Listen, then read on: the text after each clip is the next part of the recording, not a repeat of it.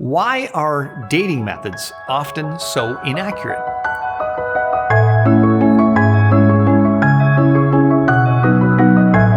Hi, it's Calvin Smith here, and welcome to Creation Basics, where our goal is to make God's creation part of your everyday conversation. Today's question is this: why are dating methods often so inaccurate? You know, much of the controversy between evolutionists and creationists concerns the age of the Earth and its fossils. Evolution, depending as it does on pure chance, requires an immense amount of time to arrive at anything remotely approaching the integrated complexity that we see in even the simplest of living things on this planet.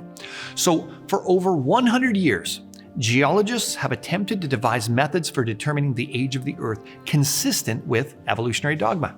Now, understand that when Darwin's Origin of the Species was published, the Earth was scientifically determined to be about 100 million years old. But by 1932, it was found to be 1.6 billion years old. In 1947, geologists firmly established that the Earth was 3.4 billion years old, and finally in 1976 they discovered that the Earth is really 4.6 billion years old. Now, these dates indicate that for 100 years, the age of the Earth has doubled every 20 years. And if this trend were to continue, the Earth would be about 700,000 trillion years old by the year 4000 AD. However, all of this is based on selected data and certain assumptions that might not be true. And as we'll see, selected data and unprovable assumptions are a problem with all methods for determining the age of the Earth and dating its fossils and rocks. Now, the most widely used method for determining the age of fossils is to date them by the known age of the rock strata from which they're found. And on the other hand, the most widely used method for determining the age of the rock strata is to date them by the known age of the fossils they contain. Of course, this is an outrageous case of circular reasoning, and geologists are well aware of the problem. As a matter of fact, J.E. O'Rourke, for example, conceded this in the American Journal of Science. The intelligent layman has long suspected circular reasoning in the use of rocks to date fossils and fossils to date rocks. The geologist has never bothered to think of a good reply, feeling the explanations are not worth the trouble as long as the work brings results. You see, in the circular dating method, all ages are influenced by evolutionary assumptions about the date and order in which the fossilized plants and animals are believed to have evolved. Now, most people are surprised to learn that there is, in fact, no way to directly determine the age of any fossil or rock. The so-called absolute methods, radiometric methods, actually only measure the present ratios of radioactive isotopes and their decay products in suitable specimens, not their age.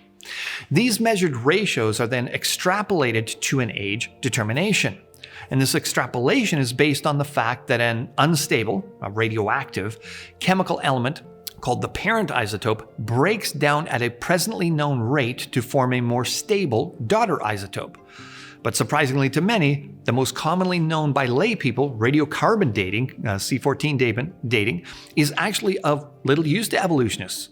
First, no rocks and relatively few fossils contain measurable quantities of carbon of any kind, and second, because of the short half-life of C14. The radiocarbon method can only date specimens up to about 50,000 years of age. Essentially, nothing of evolutionary significance is believed to have occurred in this short time frame. The most commonly used radiometric dating, methods for dating geological specimens are potassium argon, or uranium lead, or strontium to rubidium. All three of these decay processes have half-lives measured in billions of years. But again, none of these methods can be used directly on fossils or the sedimentary rock in which fossils are found. So, all radiometric dating, with the exception of carbon dating, must be done on igneous rocks, which are rocks solidified from a molten state such as lava. And these radiometric clocks begin keeping time when the molten rock solidifies. Since fossils are rarely found in igneous rocks, one can only date lava flows that are occasionally found between layers of sedimentary rock. But the problem with all radiometric clocks is that their accuracy critically depends on several starting assumptions that are largely unknowable. That one or more of these assumptions are often invalid is obvious from the published radiometric dates, to say nothing of the unpublished dates, found in the literature. So, why are dating methods often inaccurate? Well, it's because it's become something of a dating game in which only the evolutionary correct are allowed to play.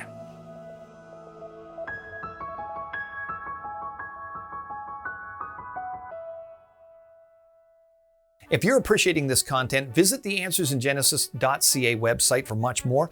Please consider donating to the ministry, and whatever platform you're accessing this on, it likely has some combination of features that allow you to subscribe or like or share, and we'd appreciate you taking the time to do so, because it's probably the best thing you can do to help us continue to do outreach. Until next time, I'm Cal Smith. Blessings to you.